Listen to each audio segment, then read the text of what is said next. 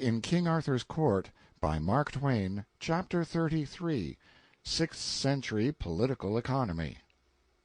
However, I made a dead set at him, and before the first third of the dinner was reached, I had him happy again. It was easy to do, in a country of ranks and castes. You see, in a country where they have ranks and castes, a man isn't ever a man, he is only part of a man. He can't ever get his full growth. You prove your superiority over him in station, or rank, or fortune, and that's the end of it. He knuckles down. You can't insult him after that. No, I don't mean quite that. Of course, you can insult him. I only mean it's difficult, and so unless you've got a lot of useless time on your hands, it doesn't pay to try. I had the Smith's reverence now, because I was apparently immensely prosperous and rich. I could have had his adoration if I'd had some little gimcrack title of nobility, and not only his, but any commoner's in the land, though he were the mightiest production of all the ages, in intellect, worth, and character, and I bankrupt in all three. This was to remain so as long as England should exist in the earth.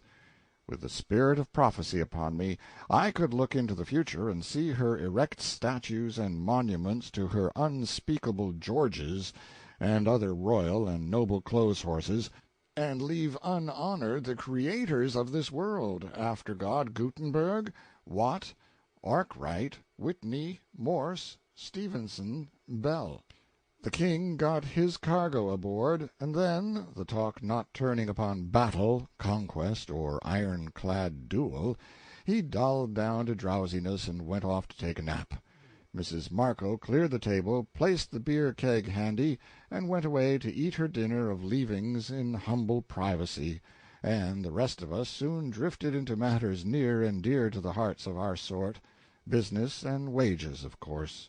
At a first glance things appeared to be exceeding prosperous in this little tributary kingdom, whose lord was King Bagdemagus, as compared with the state of things in my own region. They had the protection system in full force here, whereas we were working along down toward free trade by easy stages, and were now about halfway. Before long, Dowley and I were doing all the talking, the others hungrily listening. Dowley warmed to his work, snuffed an advantage in the air, and began to put questions which he considered pretty awkward ones for me, and they did have something of that look. "In your country, brother, what is the wage of a master bailiff, master hind, carter, shepherd, swineherd?" 25 milrays a day, that is to say, a quarter of a cent. The smith's face beamed with joy. He said, "With us they are allowed the double of it." "And what may a mechanic get? A carpenter, dauber, mason, painter, blacksmith, wheelwright, and the like?" "On the average, 50 milrays, half a cent a day." "Ho! With us they are allowed 100. With us any good mechanic is allowed a cent a day. I count the tailor, but not the others. They are all allowed a cent a day, and in driving times they get more. Yes, up to 110 and even 15 milrays a day. I've paid 115 myself within the week. Hurrah for protection! To Sheol with free trade!" And his face shone upon the company like a sunburst. But I didn't scare at all. I rigged up my pile-driver and allowed myself 15 minutes to drive him into the earth, drive him all in, drive him in till not even the curve of his skull should show above ground. Here's the way I started in on him. I asked, "What do you pay a pound for salt?" 100 milrays. "We pay 40. What do you pay for beef and mutton when you buy it?" That was a neat hit. It made the color come. "It varieth somewhat, but not much. One may say 75 milrays the pound." "We pay 33. What do you pay for eggs?" 50 milrays the dozen." "We pay 20. What do you pay for beer?" "It costeth us 8 1/2 milrays the pint." "We get it for 4. 25 bottles for a cent. What do you pay for wheat? At the rate of 900 milrays the bushel. We pay 400. What do you pay for a man's tow linen suit? 13 cents. We pay 6. What do you pay for a stuff gown for the wife of the laborer or the mechanic? We pay 8 cents 4 mills. Well, observe the difference. You pay 8 cents and 4 mills, we pay only 4 cents. I prepared now to sock it to him. I said, "Look here, dear friend, what's become of your high wages you were bragging so about a few minutes ago?" And I looked around on the company with placid satisfaction, for I had slipped up on him gradually and tied him hand and foot, you see, without his ever noticing that he was being tied at all. "What's become of those noble high wages of yours? I seem to have knocked the stuffing all out of them, it appears to me." But if you will believe me, he merely looked surprised, that is all. He didn't grasp the situation at all, didn't know he had walked into a trap, didn't discover that he was in a trap. I could have shot him for sheer vexation. With cloudy eye and a struggling intellect he fetched this out. "Marry, I seem not to understand. It is proved that our wages be double thine. How then may it be that thou'st knocked therefrom the stuffing? And miscall not the wonderly word, this being the first time under grace and providence of God it hath been granted me to hear it." Well, I was stunned, partly with this unlooked-for stupidity on his part, and partly because his fellows so manifestly sided with him and were of his mind, if you might call it mind. My position was simple enough, plain enough. How could it ever be simplified more? However, I must try. "Why, look here, Brother Dowley, don't you see? Your wages are merely higher than ours in name, not in fact." "Hear him! They are the double. Ye have confessed it yourself." Yes, I don't deny that at all. But that's got nothing to do with it. The amount of the wages, in mere coins, with meaningless names attached to them to know them by, has got nothing to do with it. The thing is, how much can you buy with your wages? That's the idea. While it is true that with you a good mechanic is allowed about $3.50 a year, and with us only about $1.75. "There! You're confessing it again! You're confessing it again!" "Confound it, I've never denied it, I tell you. What I say is this: with us half a dollar buys more than a dollar buys with you, and therefore it stands to reason and the commonest kind of common sense that our wages are higher than yours." He looked dazed, and said despairingly, "Verily, I cannot make it out. Ye've just said ours are the higher, and with the same breath ye take it back." Oh, great Scott, isn't it possible to get such a simple thing through your head? Now look here, let me illustrate. We pay 4 cents for a woman's stuff gown. You pay 8.4.0, which is 4 mills more than double. What do you allow a laboring woman who works on a farm? 2 mills a day.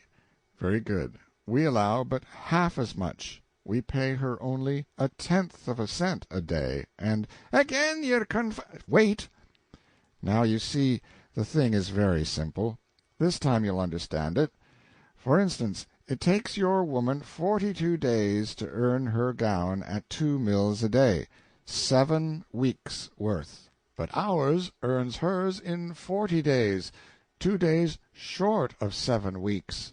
Your woman has a gown, and her whole 7 weeks' wages are gone. Ours has a gown, and 2 days' wages left to buy something else with. There, now you understand it." He looked— well, he merely looked dubious, it's the most I can say. So did the others.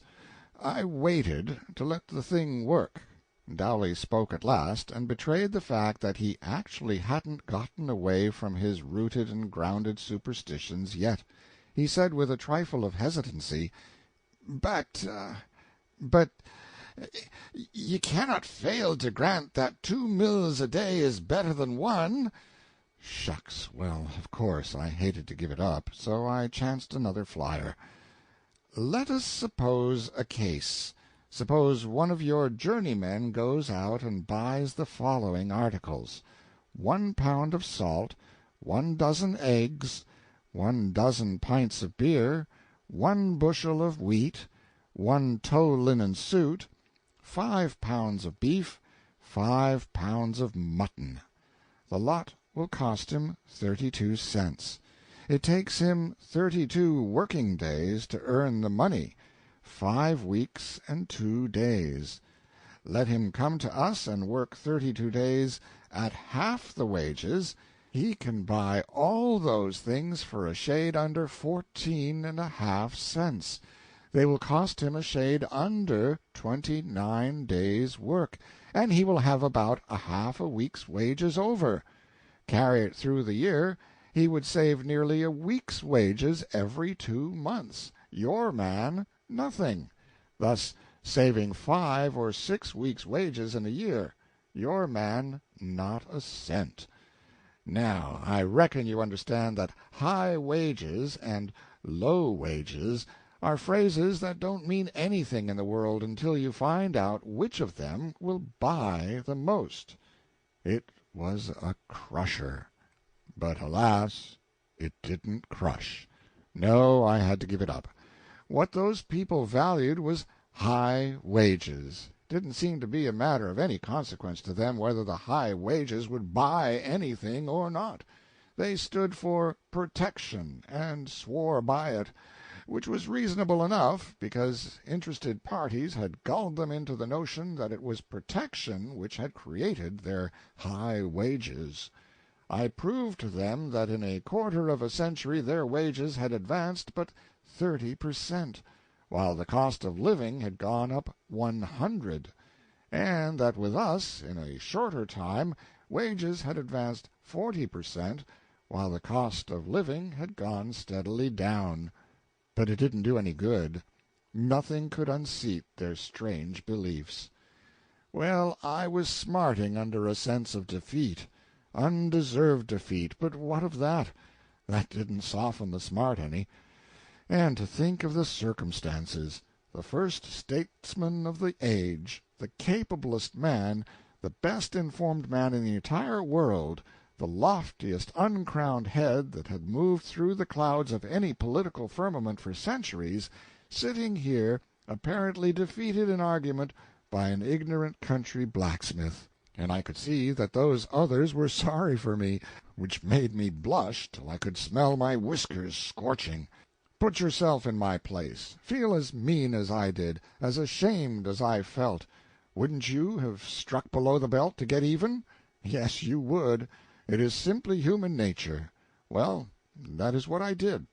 I am not trying to justify it. I'm only saying that I was mad, and anybody would have done it. Well, when I make up my mind to hit a man, I don't plan out a love tap. No, that isn't my way. As long as I'm going to hit him at all, I'm going to hit him a lifter. And I don't jump at him all of a sudden and risk making a blundering halfway business of it. No, I get away off yonder to one side and work up on him gradually, so that he never suspects that I'm going to hit him at all. And by, all in a flash, he's flat on his back, and he can't tell for the life of him how it all happened. That is the way I went for Brother Dowley. I started to talking lazy and comfortable, as if I was just talking to pass the time. And the oldest man in the world couldn't have taken the bearings of my starting place and guessed where I was going to fetch up. Boys, there's a good many curious things about law and custom and usage and all that sort of thing, when you come to look at it. Yes, and about the drift and progress of human opinion, and movement, too. There are written laws. They perish. But there are also unwritten laws. They are eternal. Take the unwritten law of wages. It says they've got to advance, little by little, straight through the centuries. And notice how it works. We know what wages are now, here and there and yonder. We strike an average and say that's the wages of today. We know what the wages were 100 years ago and what they were 200 years ago. That's as far back as we can get, but it suffices to give us the law of progress, the measure and rate of the periodical augmentation, and so, without a document to help us, we can come pretty close to determining what the wages were 300 and 400 and 500 years ago. Good, so far. Do we stop there? No. We stop looking backward, we face around and apply the law to the future. My friends, I can tell you what people's wages are going to be at any date in the future you want to know, for hundreds and hundreds of years. What, good man, what? Yes, in 700 years wages will have risen to 6 times what they are now, here in your region, and farm hands will be allowed 3 cents a day, and mechanics 6. I wouldn't I might die now and live then, interrupted Smug, the wheelwright, with a fine avaricious glow in his eye. And that isn't all. They'll get their board besides. Such as it is, it won't bloat them. 250 years later, pay attention now, a mechanic's wages will be, mind you, this is law, not guesswork, a mechanic's wages will then be 20 cents a day. There was a general gasp of awed astonishment. Dick and the Mason murmured, with raised eyes and hands, "More than 3 weeks' pay for 1 day's work!" "Riches! Of a truth, yes, riches!" muttered Marco, his breath coming quick and short with excitement. "Wages will keep on rising, little by little, as steadily as a tree grows, and at the end of 340 years more there'll be at least one country where the mechanic's average wage will be 200 cents a day." It knocked them absolutely dumb. Not a man of them could get his breath for upwards of 2 minutes. Then the coal-burner said prayerfully, "Might I but live to see it!" "It is the income of an earl," said Smug. "An earl, say ye?" said Dowley. "Ye could say more than that, and speak no lie. There's no earl in the realm of Bagdemagus that hath an income like to that. Income of an earl? It's the income of an angel." Now, then, that is what is going to happen as regards wages. In that remote day, that man will earn, with 1 week's work, that bill of goods which it takes you upwards of 50 weeks to earn now. Some other pretty surprising things are going to happen, too. Brother Dowley, who is it that determines every spring what the particular wage of each kind of mechanic, laborer, and servant shall be for that year? "Sometimes the courts, sometimes the town council, but most of all the magistrate. You may say, in general terms, it is the magistrate that fixes the wages." "Doesn't ask any of those poor devils to help him fix their wages for them, does he?" That were an idea. The master that's to pay him the money is the one that's rightly concerned in that matter, ye will notice." "Yes, but I thought the other man might have some little trifle at stake in it, too, and even his wife and children, poor creatures. The masters are these: nobles, rich men, the prosperous generally. These few, who do no work, determine what pay the vast hive shall have who do work. You see, they're a combine, a trade union, to coin a new phrase, who band themselves together to force their lowly brother to take what they choose to give. 1,300 years hence, so says the unwritten law, the combine will be the other way, and then how these fine people's posterity will fume and fret and grit their teeth over the insolent tyranny of trade unions. Yes, indeed, the magistrate will tranquilly arrange the wages from now clear away down into the 19th century, and then all of a sudden the wage-earner will consider that a couple of 1,000 years or so is enough of this one-sided sort of thing, and he will rise up and take a hand in fixing his wages himself. He will have a long and bitter account of wrong and humiliation to settle. Do you believe that he actually will help to fix his own wages? Yes, indeed. And he will be strong and able, then. Brave times of a truth, sneered the prosperous smith. Oh, and there's another detail. In that day a master may hire a man for only just 1 day, or 1 week, or 1 month at a time, if he wants to. What? It's true. Moreover, a magistrate won't be able to force a man to work for a master a whole year on a stretch, whether the man wants to or not. Will there be no law or sense in that day? Both of them, Dowley. In that day a man will be his own property, not the property of magistrate and master. And he can leave town whenever he wants to, if the wages don't suit him, and they can't put him in the pillory for it. Perdition catch such an age! Shouted Dowley in strong indignation. An age of dogs! An age barren of reverence for superiors and respect for authority. The pillory— Oh, wait, brother. Say no good word for that institution. I think the pillory ought to be abolished. A most strange idea. Why? Well, I'll tell you why. Is a man ever put in the pillory for a capital crime? No. Is it right to condemn a man to a slight punishment for a small offense, and then kill him? There was no answer. I had scored my first point. For the first time the smith wasn't up and ready. The company noticed it. Good effect. You don't answer, brother. You were about to glorify the pillory a while ago, and shed some pity on a future age that isn't going to use it. I think the pillory ought to be abolished. What usually happens when a poor fellow is put in the pillory for some little offense that didn't amount to anything in the world? The mob try to have some fun with him, don't they? Yes. They begin by clodding him, and they laugh themselves to pieces to see him try to dodge one clod and get hit with another? Yes. Then they throw dead cats at him, don't they? Yes. Well, then, suppose he has a few personal enemies in that mob, and here and there a man or a woman with a secret grudge against him. And suppose especially that he is unpopular in the community, for his pride or his prosperity, or one thing or another. Stones and bricks take the place of clods and cats presently, don't they? There is no doubt of it. As a rule he is crippled for life, isn't he? Jaws broken, teeth smashed out, or legs mutilated, gangrened, presently cut off, or an eye knocked out, maybe both eyes. It is true, God knoweth it. And if he is unpopular he can depend on dying right there in the stocks, can't he? He surely can. One may not deny it. I take it none of you are unpopular by reason of pride or insolence or conspicuous prosperity, or any of those things that excite envy and malice among the base scum of a village.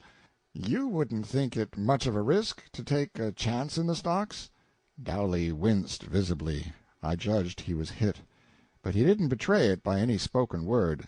As for the others, they spoke out plainly and with strong feeling.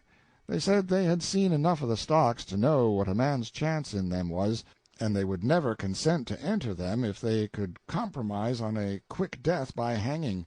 Well, to change the subject, for I think I've established my point that the stocks ought to be abolished, I think some of our laws are pretty unfair.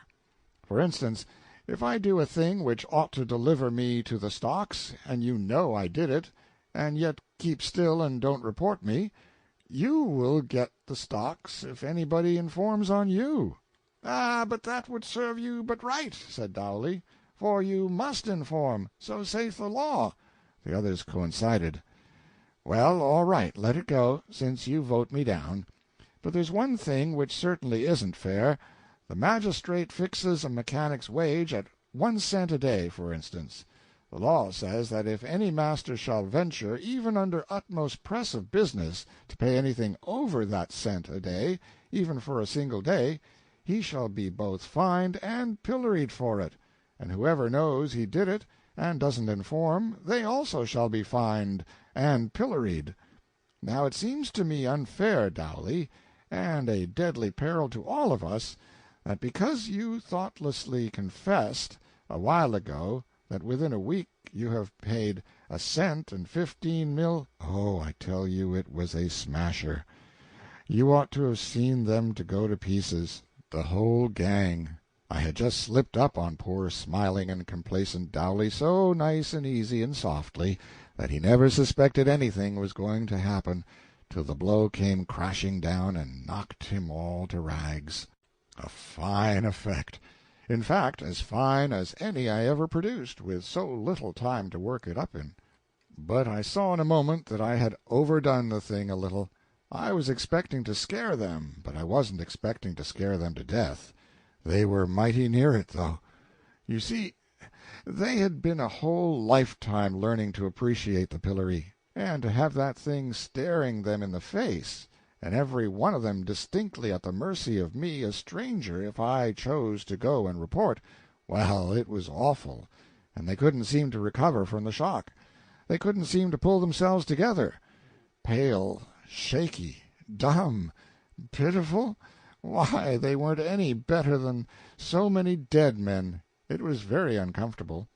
Of course, I thought they would appeal to me to keep mum, and then we would shake hands and take a drink all round and laugh it off, and there an end. But no, you see, I was an unknown person among a cruelly oppressed and suspicious people, a people always accustomed to having advantage taken of their helplessness, and never expecting just or kind treatment from any but their own families and very closest intimates. Appeal to me to be gentle, to be fair, to be generous? Of course they wanted to, but they couldn't dare. End of chapter 33.